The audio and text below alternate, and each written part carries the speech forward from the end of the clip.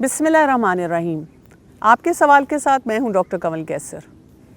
सवाल कुछ यूं है, बच्चे जब मिलकर खेलते हैं तो दूसरों के पास जो खिलौने देखते हैं वालिदैन से फ़ौरन मांगते हैं। उन्हें कैसे समझाएं और कैसे कायल करें? ये एक बहुत वालिदैन के लिए मुश्किल मरहला होता है। पहली बात तो ये कि बच्चों को हमेशा ये लगता है कि मेरे पास कुछ भी नहीं है और सारे जहान के बच्चों के पास बहुत कुछ है, और इसकी वजह से वो अक्सर वालिदैन से कंप्लेन करते, शिकायत करते नज़र आते हैं। और वालिदैन का हाल ये हो जाता है कि उनका दिल चाहता है कि वो सब कुछ अपने बच्चों पे निछावर कर दें। यहाँ पर दर हकीकत वालिदैन को एक बात समझनी होगी, अपने बच्चों को ये बताना होगा, ये कॉन्सेप्ट जो हमारा दीन हमें देता है कनात का, वो सिखाना होगा।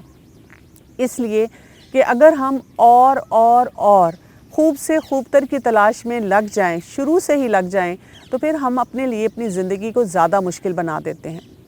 ये बात तो हकीकत है कि जब हम किसी अच्छी चीज़ को देखते हैं तो हमारा दिल चाहता है कि हमारे पास वो चीज़ मौजूद हो। लेकिन इसका हल क्या है? सबसे पहली बात तो ये कि हम अपने आप को ठीक करें, अपने आप को दुरुस्त करें, क्योंकि अक्सर बच्चे ये रवैये हमसे सीख रहे होते हैं। जब वो हमें देखते हैं कि हम किसी की गाड़ी, किसी का घर, किसी का बैंक बैलेंस, किसी की खुशियाँ देखकर बार बार ये सवाल कर रहे होते हैं, हाय हमारे पास ये सब कुछ कैसे आएगा और कब आएगा। तो हमारे बच्चे अपने मासूम जहनों से इसी तरह से सोचते हैं कि ये खिलौना मुझे कब मिलेगा, ये चीज़ मेरी ज़िंदगी में कब आएगी। अब जब बच्चे ऐसी बातें करते हैं तो वालिदैन इस बात से बहुत परेशान हो जाते हैं। तो अगर हम अपनी ज़िंदगी का असूल ये रखें कि बच्चों को सही प्रिंसिपल्स दें कि जब कोई चीज़ हमें चाहिए और हमारी ख्वाहिशात होती हैं तो हमने उनको कैसे लगाम देनी होती है।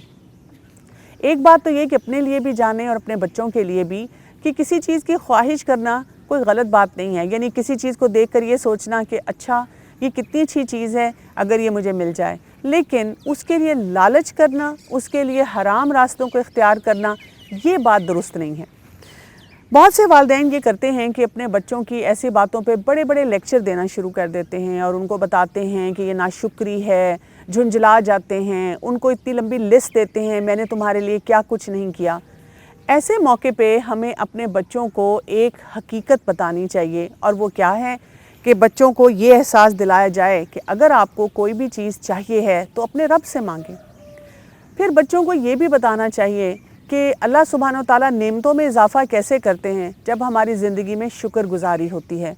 उनको ये भी बताना चाहिए हमें कुछ भी चाहिए हो तो हम दूसरों को खैर बांटें।